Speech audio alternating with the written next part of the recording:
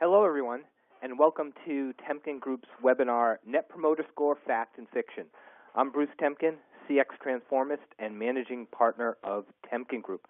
Well, I'm excited to have this webinar today. It turns out that Net Promoter Score is one of those things that people seem to either love or hate. And hopefully through this webinar, you'll come out with a more balanced view on it and figure out what it means for you. Showing a little bit of my bias that I don't believe that Net Promoter Score is something that you should either love or hate, but has some opportunity in the right place. So before we get into the content, a little housekeeping.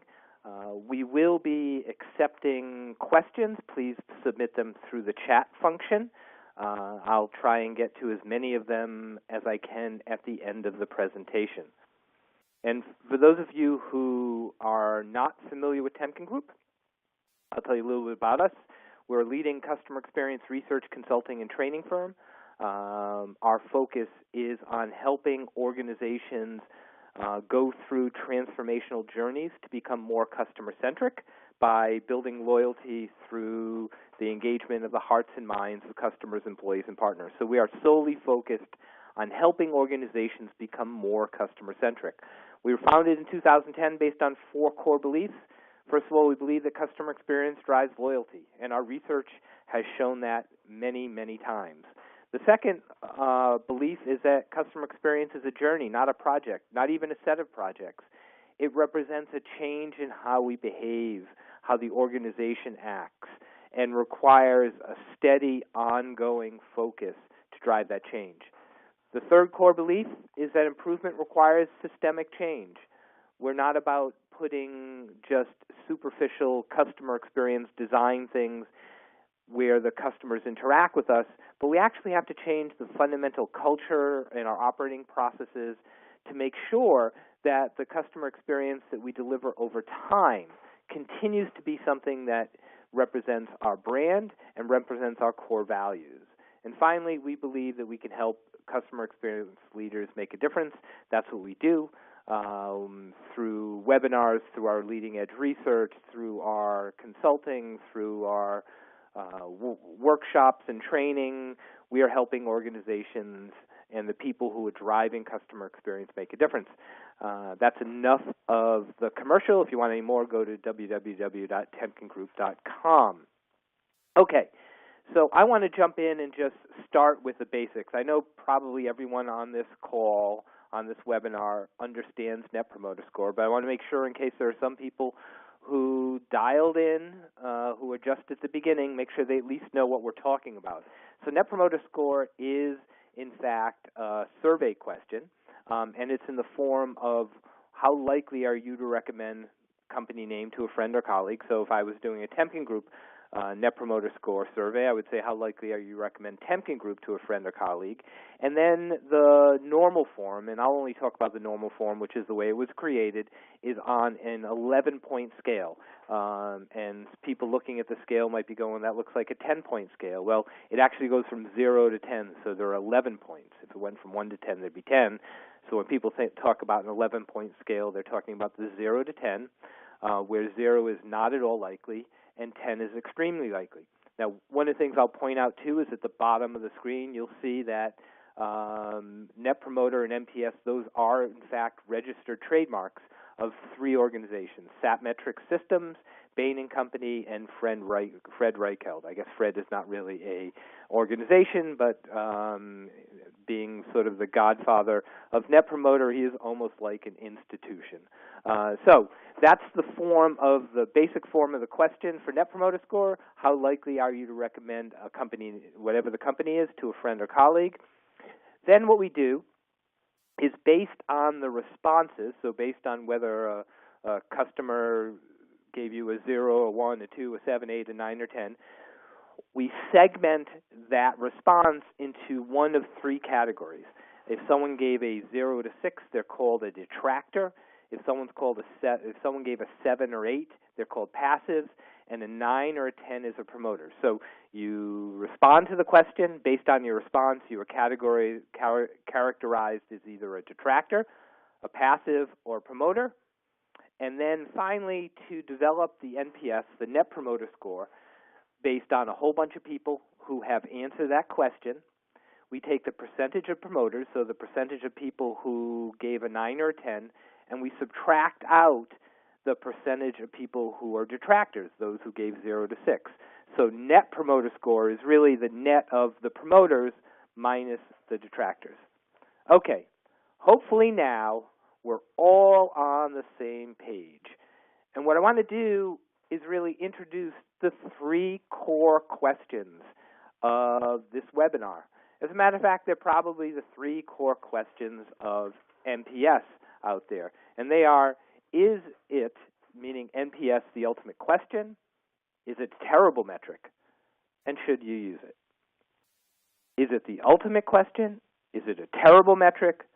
Should you use it?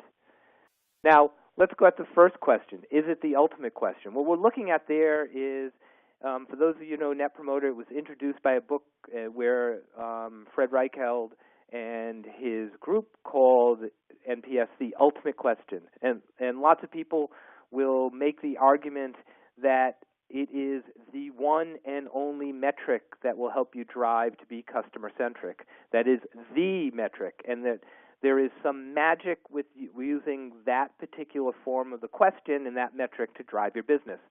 The second question, is it a terrible metric? There are actually people out there who have an exact opposite point of view.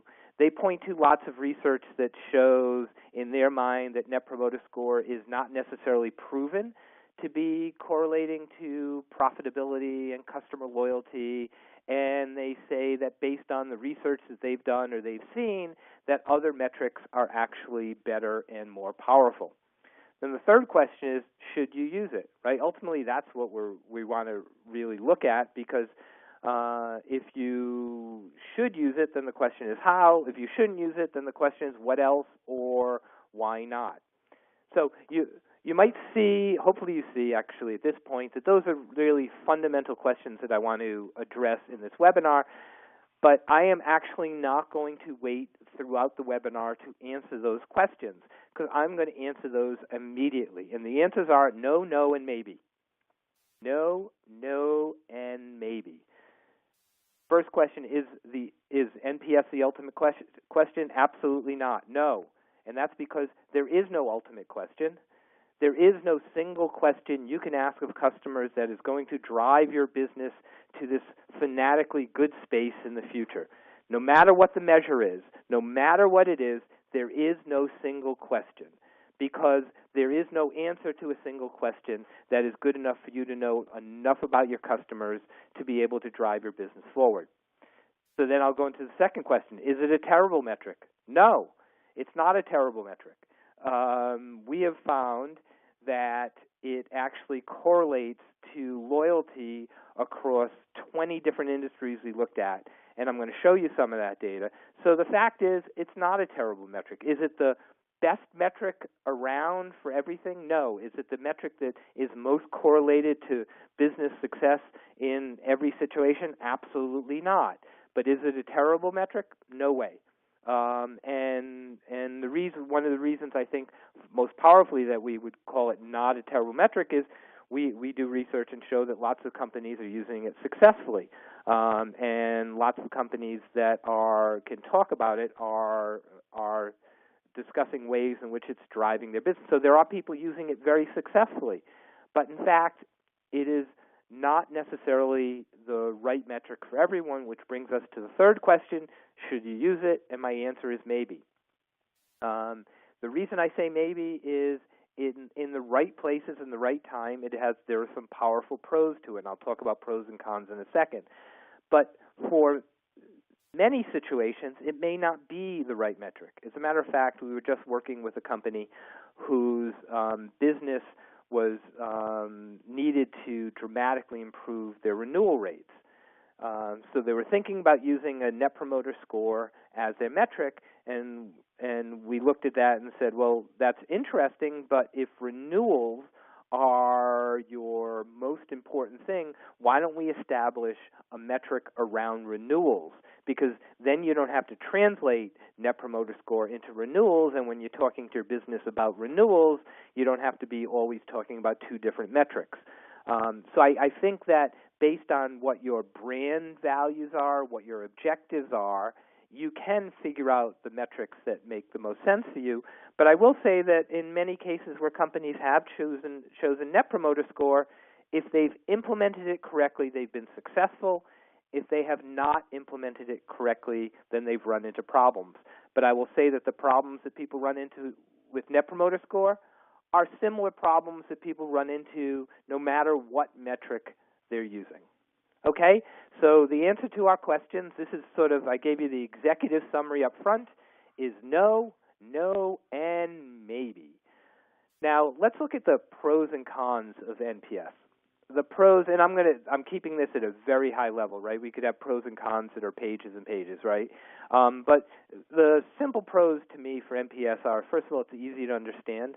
That's why it's gotten as wide usage, and why we find that over 3/4 of large companies are using some form of likely to recommend as a key metric. It's easy to understand, right? If someone's going to recommend you, that's good. I understand that language. It's pretty straightforward. And the second part, the strong language goes with it. The idea of promoters and detractors was genius. Right, the segmentation of your customers into that promoter, passive, and detractor, and looking at promoters and detractors is really clean language that can help drive change. And one of the things that we always talk about in change in an organization oftentimes is driven by language, the words we use, the way we use words, the consistency of using those words. So the words around Net Promoter Score with promoters, passives, and detractors is a very strong part of the capabilities that come along with Net Promoter. The third pro on the list is that just there are successful role models. So anyone who tells you that Net Promoter Score is a horrible metric, which we said it isn't in the last slide, is turning their back on many, many companies that have been hugely successful in using Net Promoter Score to change their business.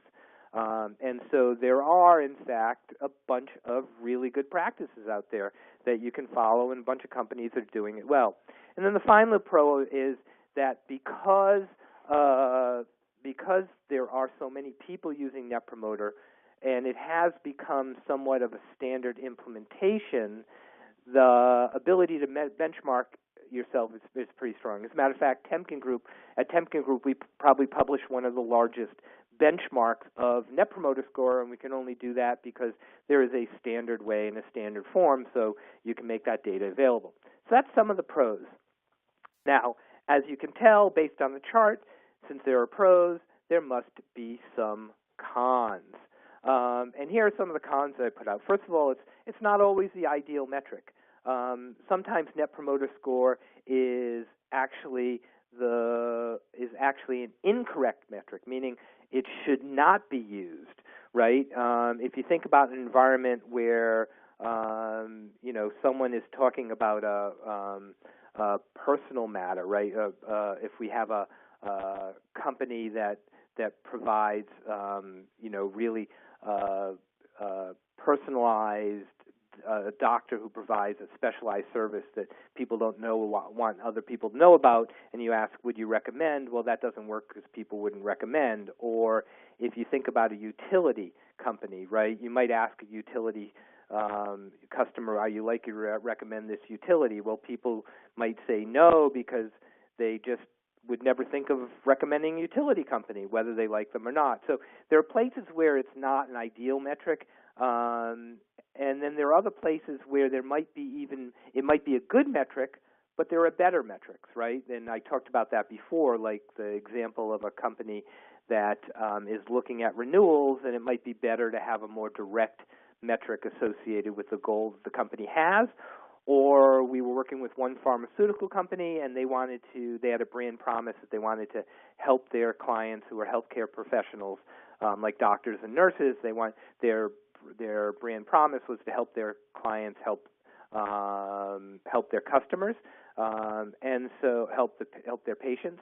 So really there, the metric around are you likely to recommend had absolutely no correlation, no connection with their brand promise. And so we created a metric that was more directly related to their brand promise. That way they didn't have to spend their entire time with their company really publishing a different set of books, one set of books around NPS and one set of books around their brand promise.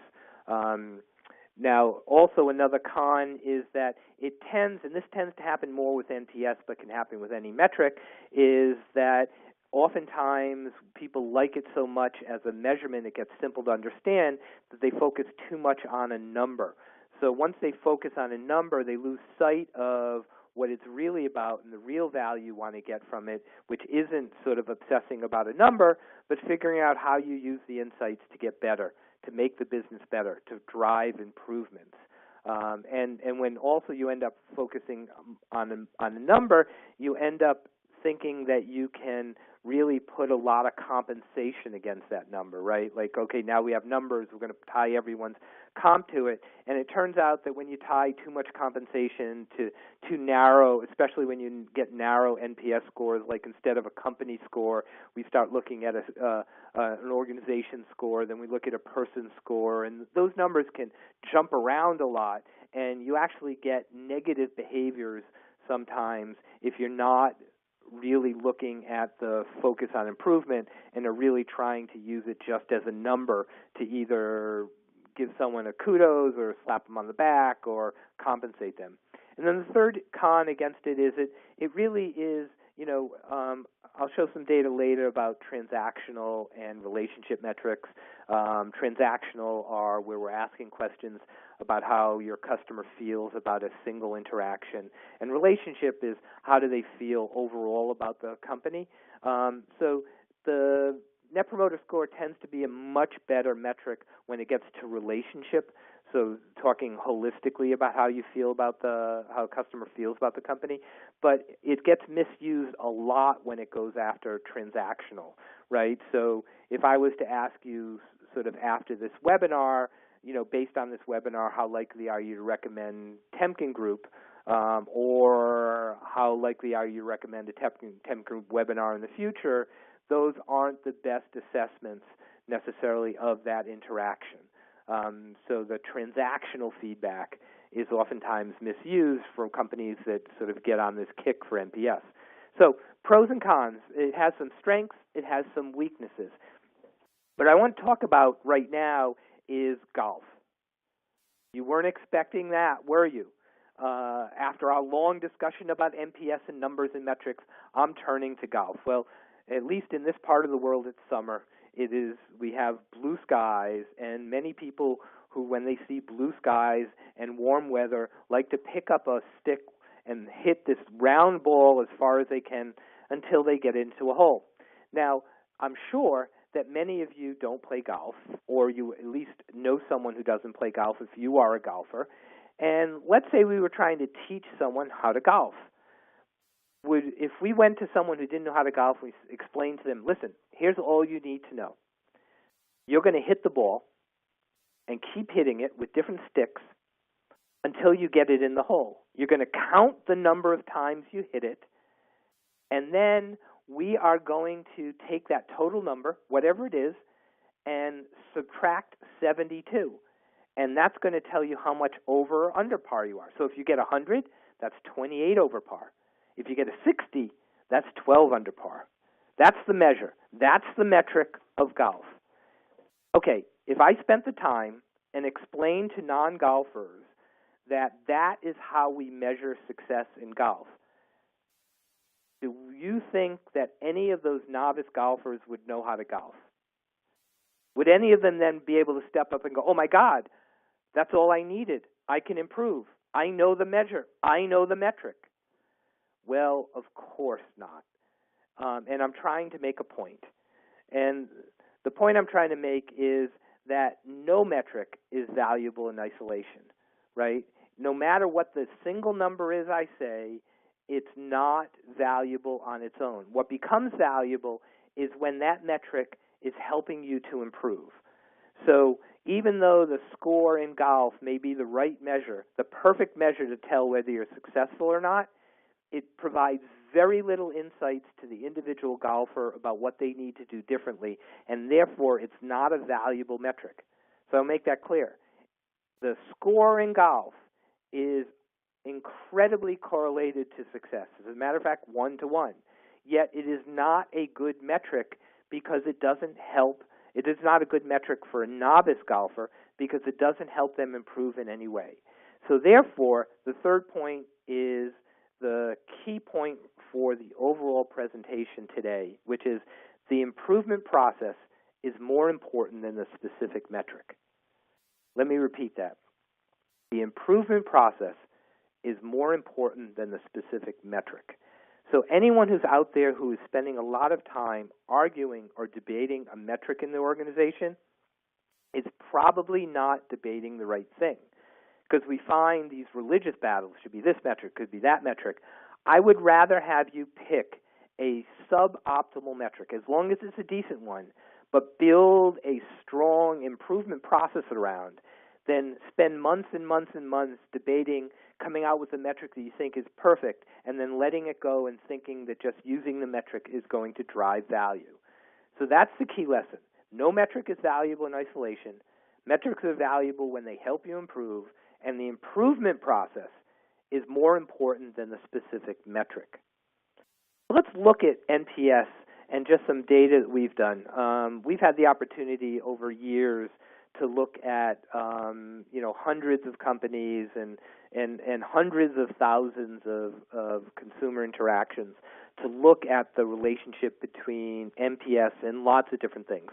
In this chart, what I do is I look at this is 293 companies, and we're looking at the horizontal x-axis is the company's NPS score minus their industry average. So when we're looking at a lot of our data, we try to normalize for industry. So the x-axis represents how much above or below the industry average the companies are in the Net Promoter Score. The y-axis, the vertical axis, looks at the percentage of those companies' customers who are likely to repurchase relative to their industry average. So if they're above the center line, that means that they have a larger portion of their customers that are looking to buy from them compared to their industry average. If they're below that horizontal line, it means they have less than the industry average in terms of customers who are looking to repurchase from them. So that's the y-axis is loyalty. The x-axis is the NPS relative to industry. And what you see here is a huge correlation, right? A correlation of 0.83, which for those of you who are statistically minded know that is extremely strong. And for those of you who aren't statistically minded, you can just look at the scatter chart. You can tell that almost across the board, if you have a higher NPS score relative to your industry, you are very likely to have a higher loyalty level. Same thing in the other direction. Lower NPS than your industry average, lower loyalty than your industry peers. Another way to look at this data is we looked at just a couple of loyalty measures, the likelihood to repurchase, which we saw from the last chart, and the likelihood to forgive a company if it makes a mistake. Forgiveness is one of those pieces of loyalty that Temkin Group introduced about 5 years ago, and it remains one of the areas that we think is an important part of thinking about loyalty. You earn the right to make a mistake. And companies make mistakes all the time, so the willingness of a customer to forgive you after you make a mistake is really, in fact, an important element of loyalty. And here's what we've done is we've looked at across those 293 companies, so across 20 industries. This is an average across 20 industries. We looked at detractors, passives, and promoters in these three areas, in these two areas of loyalty. And you can see when it comes to likely to repurchase from a company that promoters are about a little bit more than 5x more loyal than detractors. And when it comes to the likelihood to forgive a company, that promoters are about 5.5, almost 6x what detractors are. So as you can see from that data, from our data looking across 20 industries, there is no question at all that promoters are more valuable than detractors. Promoters are more loyal than detractors. And looking across industries, and we'll be publishing our Economics of Net Promoter Report.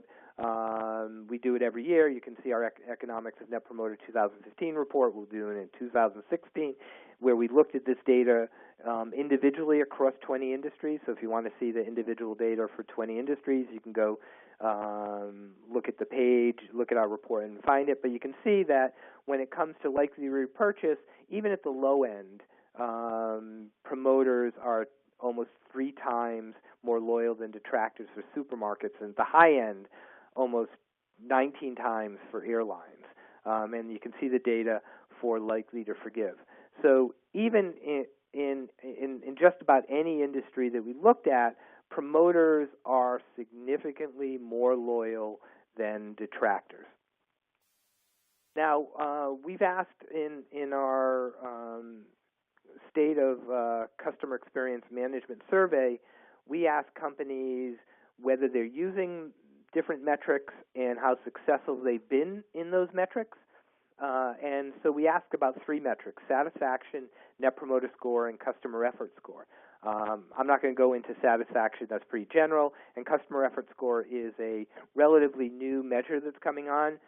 We've been measuring effort for 5 years as part of our Temkin experience ratings, because we believe that effort is an important component of the experience. But for now, let's just look at sort of the Net Promoter Score and sort of see the data that shows the activity level in these measurements at a transactional level, which I talked about earlier. That's where we're measuring, getting feedback from customers on individual interactions.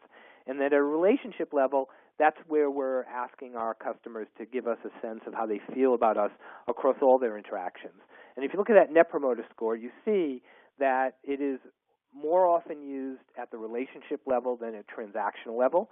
And I believe that is because it is a better metric at the relationship level than at the transactional level. And then also, if you look at how many people say they're not successful, this is a percentage of using it. So 58% are using it at a transactional level and 73% at a relationship level. And you can see that each one of them has a 10% that say hasn't been that successful.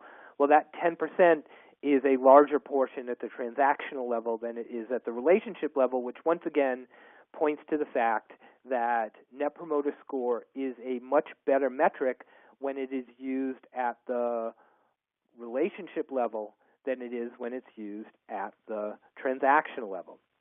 Now, if you're wondering where the scores are for Net Promoter, this is our annual benchmark study, and you can see where all the scores line up. This is the industry level, where the dot on the left is a low point for the industry, the diamond on the right is the high point for the industry, and the box in the middle is the average. I'll give you a couple seconds to scan this chart, because what happens most times is people want to find their industry and find out where they are. Okay, hopefully you've had a chance to find the industry that you care about, and if you know your own Net Promoter Score, and these are relationship scores, then you will have some sense of where you fall. As I mentioned, we do our benchmark of 293 companies, so I'll share with you those at the high end: USAA, JetBlue, HEB, Trader Joe's, Mercedes-Benz. Good for them, top of the list. Those who are not at the top of the list, Citibank, HSBC, Comcast, Charter, Commonwealth. I'm not going to spend a lot of time on these winners and losers, but I did want to point out and give you a sense of the companies that are at the top and the companies that are at the bottom, and I'll bet you are not surprised by a lot of this, meaning that the Net Promoter Scores probably align with you as an individual, the experiences you might have had with some of these companies as well. So I want to talk, now we're talking about companies, I want to show sort of some examples of organizations that have successfully used Net Promoter Score to point out some of the things that help and create good Net Promoter Score efforts. And I'll start with Intuit, and before I go into these few companies, and I'll go quickly through these examples, but the takeaway I want you to have is, as I'm talking about these examples, don't think about Net Promoter Score as a metric. Think about it as part of this system of improvement, which is what all successful Net Promoter Score implementations are. They're not an implementation of a metric. They're an implementation of an improvement program that's based on ongoing feedback. So Intuit's closed-loop system, which is they believe that they have to close the loop in a timely manner. They actually contact their detractors, and I think in general they've been contacting a lot of their super detractors, which instead of 0 to 6 might be 0 to 4. Whatever you want to use to determine your feedback, they contact them. They want to make sure that experience, that closed loop system, is a delightful experience, meaning if we're going to get back in touch with someone who gave us a bad score, a low score, we don't want to be hounding them or have that make them even more upset. We want that to be delightful. And they believe that you should only survey if you can close the loop. Don't ask the question if you're not willing to follow up and get more feedback. They have a philosophy that leaders closest to the process should follow up, so it doesn't go to a contact center in the middle of nowhere for a stranger to ask a question. Follow up. The people who are responsible for that area are the ones that probably should hear it from the customers and deal with what they hear. The next to last one, and I love this one. I've written blog post explicitly about this, which is that gaming the system is unacceptable. So I've written about rules for anti-gaming, and this is not just true for Net Promoter Score, but it's true for any metric you're going to use to run your business, especially when you start compensating frontline managers or you're compensating the organization. There's a tendency for gaming. Gaming can be everywhere from asking for a score. For those of you who have purchased a new car and the salesman at the end said, listen, you have to give me a 10. If you're going to give me anything less than a 10, then I'll find out about it and I'll want to know about it, so you have to give me a 10. That's an extreme measure, but that's gaming. Or not asking someone to give feedback if you know that they're unhappy. Gaming. All that stuff is not allowed, and in Intuit's case, it's explicitly not acceptable. And then finally, I love this part, which is all their new offerings must have a clearly defined closed-loop system prior launch, meaning you can't have a new product if you don't have a way to get ongoing feedback that you can close the loop on. So it actually instills this approach in the product development cycle. It's not something we think about afterwards. It's embedded in how we do it. That's one example from Intuit. The second is Apple. Every day Apple teams inside of the retail store review feedback and comments, and they use the comments for discussions with the staff about where to improve or how to give kudos to either the entire store or more specifically to individual employees who have been had shout-outs in the comments saying how great they were. And what this does is this takes a notion of feedback, and no one even needs to know what an NPS score is at this point. It's what are we hearing, what are they saying good about us, what are they saying bad about us, and how can we improve. So we take improvement and we get the information in the hands of the frontline people in a very tight time frame. So it's not about let's look at what people had to say about us last month or 6 months ago or 3 months ago.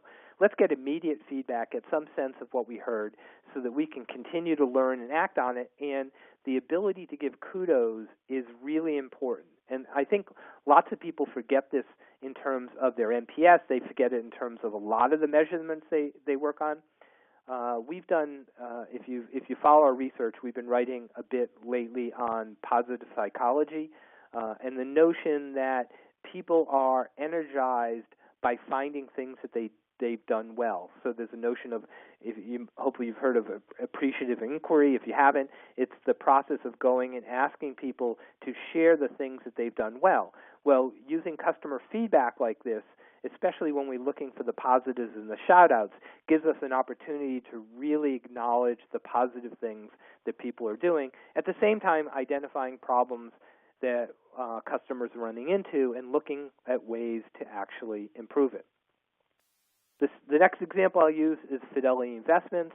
What I like about this is Fidelity Investments, doesn't just use NPS to figure out how individuals are doing or individual customers doing, but they actually track ongoing top set of issues. So if you think about it, we have this ongoing survey. We're finding out about Net Promoter Scores. We're hopefully looking at what's driving it, because at the end of the day, the improvement comes not from understanding the score, but understanding what's driving the score up or down. And once we do that, we should be able to figure out the top issues and maintain a set of the top issues that are either driving our Net Promoter Score up or driving it down, and those are the things that we want to focus on and prioritize going forward. Next example is Hilti. Hilti is a power tool company, and they're doing something interesting with NPS, and this is, to me, is a good way to think about the relationship between a relationship survey and transactional survey. And what they do is they do a relationship survey, NPS, twice a year. They use that survey to ask. They also ask questions about the interactions that the customers have had, and ask more around satisfaction. So, did you have these interactions? How satisfied were you? And they use that information to identify the correlation between the satisfaction of individual interactions and the Net Promoter Score. And that allows them to identify a handful of interactions that they're going to focus improving over the following 6 months. So they use the NPS score to identify a handful of interactions that are driving the Net Promoter Score, and then they will start asking transactional survey questions of those transactions during that period. So they're not trying to boil the ocean and ask customers about every single interaction all over the place. That, in fact, when companies do that, they don't use that data much at all, and it just goes to waste, and we just have a lot of data piling up. They say we're going to use our NPS to identify where we're going to target our improvement areas, and then we're going to monitor those improvement areas, the areas we're focusing on, with transactional surveys. So it's a great way to use NPS to target transactional focus. The next example is Citrix. And what I like about Citrix is they don't just focus on NPS, but they use NPS along with behavioral data, so how customers are using the product, and other information about the customer in a customer lifetime value. So it's a predictive model that is built off of NPS. So NPS is not viewed as the be-all, end-all, but NPS is actually viewed as an important attitudinal mindset of a customer that, when combined with other data, becomes really powerful in a predictive model. And so they can use that predictive model to look at what types of actions they can and should take that will improve the lifetime value. Because if you think about it, our goal, and certainly in Citrix, in most businesses' case, our goal to improve NPS, if we're using NPS, is not to improve NPS, right? No business is going to go out and have an annual report that says our business is successful because our NPS is high.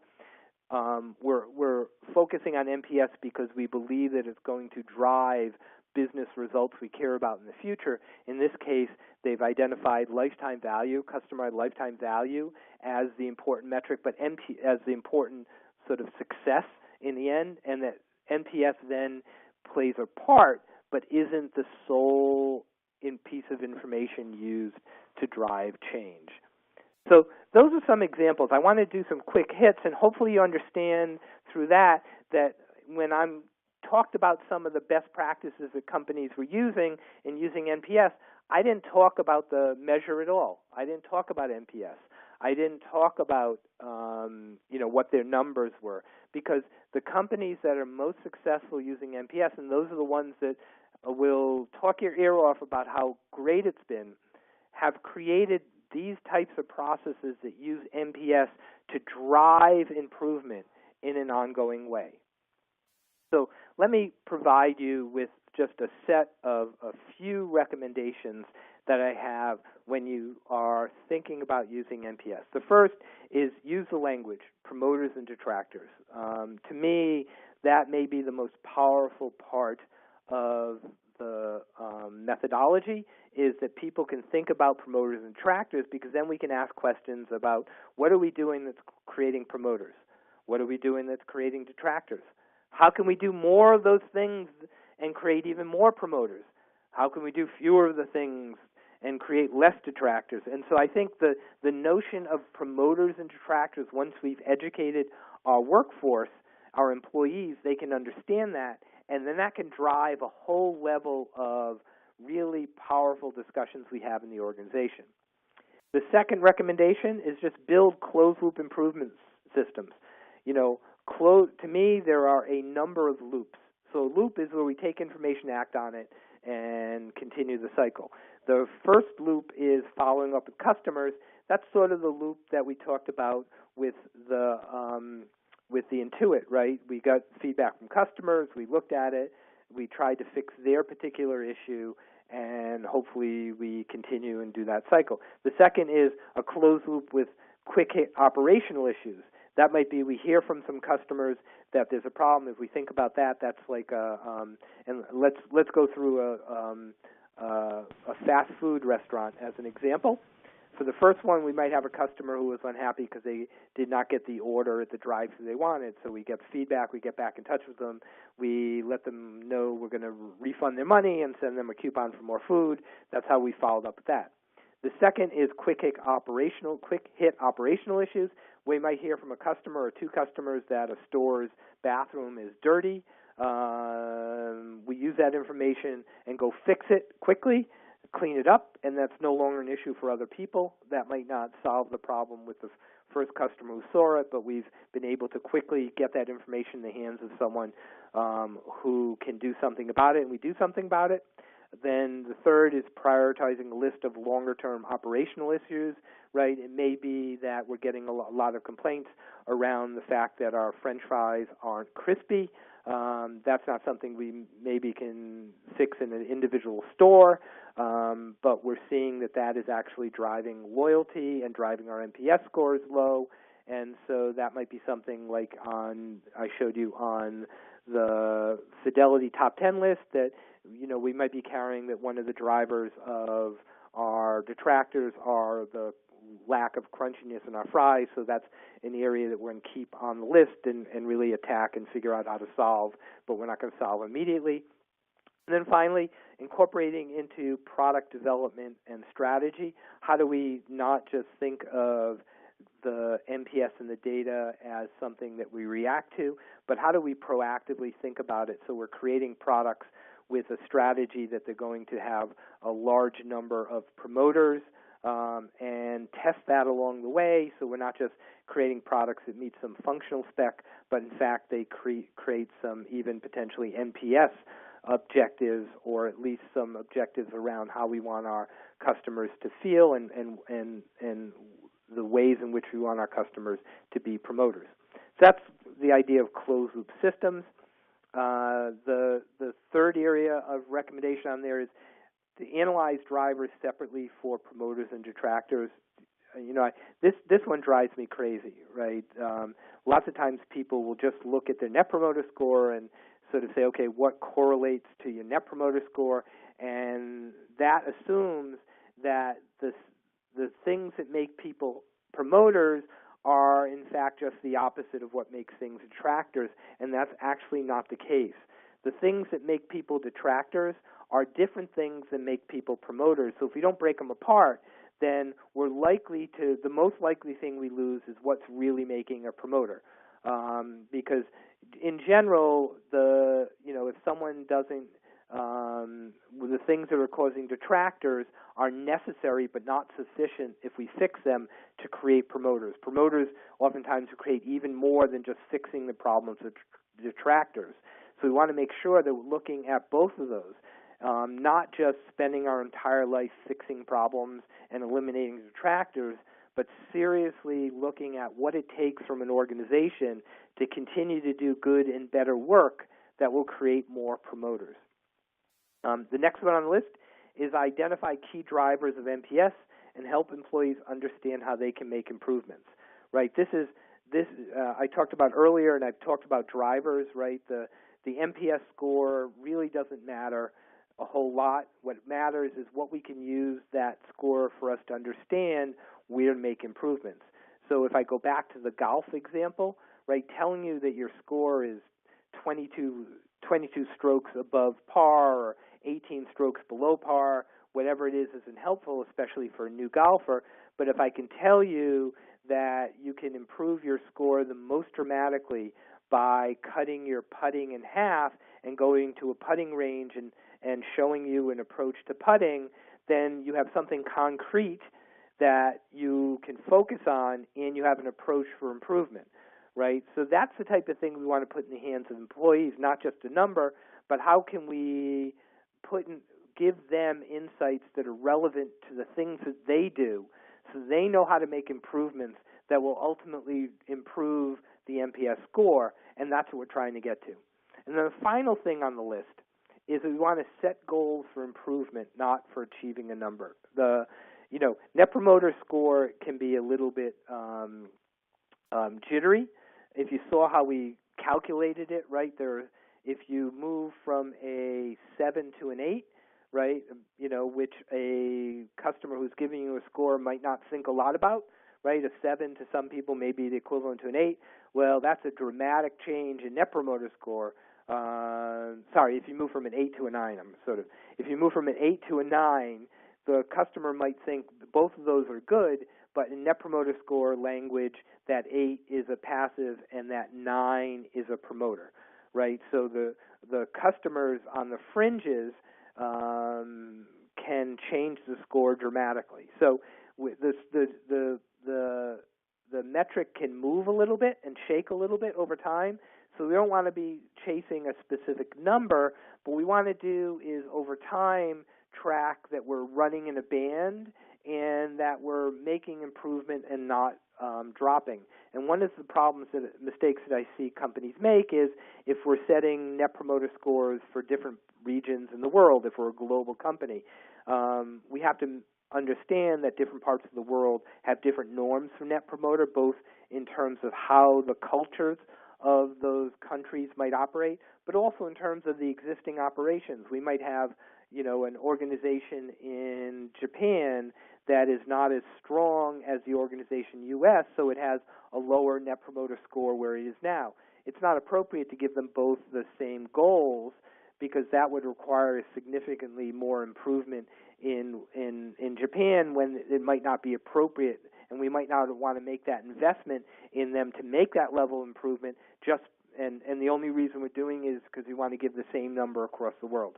So we really want to think about what improvement makes sense, and it also might make sense when we have parts of our business that are doing really well, then maintaining that high level of Net Promoter Score might be appropriate for them, right? So we wanted to not think that there's a single number we're chasing and everyone has to hit that single number. Okay, so those are just a handful of recommendations if you happen to use Net Promoter Score.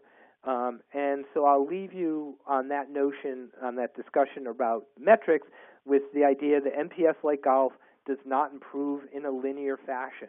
This is to you people who are golfers. Your game can be great one day, not so good another. Great the next 2 days, not so good. So we're not trying to go crazy about a little bit back, a little bit forward. What we want to do is make sure that we're progressing over time, right? As a golfer, we want to make sure not that every shot is better than the last shot, because that's not possible, but over time we are becoming a better golfer. We are creating a better, stronger business, and to do that, you can't obsess about a specific number. What you have to obsess about is, are we creating an improvement cycles in our organization? Are we finding ways to get better that we can sustain over time? So that's the trick about NPS. And if you remember the lesson that we had from the beginning is that no metric is valuable in isolation, NPS or anything else. Metrics are valuable only when they help you improve. So the takeaway is that the improvement process, which are the things that hopefully I've I've given you some sense of during this webinar are more important than the metric itself. So I know that many people have submitted questions, which I'll get to, but I'll put up my contact information and show you there's that tiny URL, tinyurl.com/VOCNPS, and that's where you can find a lot of our research around both voice of the customer programs and NPS, because we believe that NPS is merely a metric that can be appropriate in a strong voice of the customer program. So if you want to know anything more about that, we have that resource page. Is a great one, tinyurl.com/VOCNPS. So let me get to the questions that we have that have been submitted. There are a whole bunch of them submitted. The first one is, 12 years after the introduction of NPS, shouldn't a truly actionable and reliable metric have more than a maybe in terms of use? And the question that is, I don't think so. I think that there is the assumption that somehow there is going to be the correct metric that is appropriate for all companies in all stages, in all strategies they have, is flawed. So I don't think the fact that, NPS has been around for 12 years and all we can say is maybe is a problem. I think the answer to most questions is maybe. I think the answer to most, even things that are really good, opera processes is really good, the answer should be maybe, because companies have their own context, their own strategy, their own objectives. So I don't see that as a flaw in NPS in any way, shape, or form. I just think that anyone who's building a process needs to think about their own company, their own culture, their own environment, their own objectives, and that's where the answer about whether NPS is appropriate or not comes from. The next question is, I've seen NPS used in such a way that the scoring request was intentionally sent to friendly respondents who are likely to give a positive response. I have never seen NPS results used to drive any specific process improvements. I've always preached that something like NPS needs to be conducted and managed external to an organization to maintain impartiality and accuracy. So what you hear is, now we have one of the detractors of NPS. I think we have all seen examples like that, and what I would say is what you're talking about is a few things. One is the sampling methodology, and that is clearly a mistake that companies make a lot of and in different places, and I didn't spend a lot of time on the presentation to go over, but sampling is really important. If we want to have a sense of what our customers really think, we need to sample appropriately. Sampling appropriately means we can't just ask people who are happy, we can't just ask people who are sad, we can't rely on frontline people to invite and expect that they're going to invite people who are unhappy and give them bad score. So I do think that having a good approach to getting that feedback is important. I don't necessarily think it has to be done externally. I think that there are lots of companies that have very strong internal processes for Net Promoter Scores, where, like I showed you in the Intuit case, where gaming is just not an acceptable part of the culture, but we also have to put rules in place for that. So that was a good observation, and I think that it's important that we make improvements. There's another question here that says, you have talked about using NPS as a measurement. However, should you focus on process of improvement? What are the top 2 steps to get process started for improvement? So that's a great observation. Hopefully that question came in earlier and you saw that I'm talking a lot about improvement. To me, the focus on improvement comes a lot from figuring out how do we get the right information into the hands of people that are prepared to make changes. So it's not about reporting out NPS. It's about going out to the business and understanding which parts of the business can we improve and how can we put information in their hands to improve. And one of the quick ways to do that is we just look at our frontline employees, like the Apple example, right? If we can give our frontline groups immediate feedback with some context, not just a number, not just an average net promoter score or the number of promoters, because just like a golf game, a golf score, that doesn't help us improve. But we can actually put the things that people are saying, what they like, what they didn't like from the day before, and we can get the organization to talk about it on a regular basis. In this case, Apple does a huddle once a day. If you can get in that type of process where you're looking at what customers are saying about what you're doing, talking as a group about what that means, and making improvements based on that, or just observing those things, then you will get improvement even without a massive, explicit, agile process for improvement, right? Just putting that information in the hands of the frontline people. All right. The last question I'll get to, because we're running out of time, is this is a question. Says, clients I've worked with have been challenged to apply NPS results to granular how can we applications. One of the biggest negatives with NPS is that it is a macro measure at both relationship and transactional levels. Clients end up assuming and guessing what their NPS score means. So I would say that I think I addressed some of that NPS is the taking of just the NPS number is never the only thing. It is not the ultimate question, it is not the ultimate metric, but if we can do the analysis to understand what are the things that are going on in the company, what are the interactions we have by different customer segments at different stages along the customer journey, and if we can understand those interactions and which ones of those have the most dramatic drivers of NPS, then NPS can be used to focus us on the right interactions with the right customers at the right step in the journey, and that's where we drive improvement. So think about NPS not as us trying to improve NPS, but as using NPS so that we can understand what are the things that we're doing that are going to help people become promoters of our company and less likely to be detractors,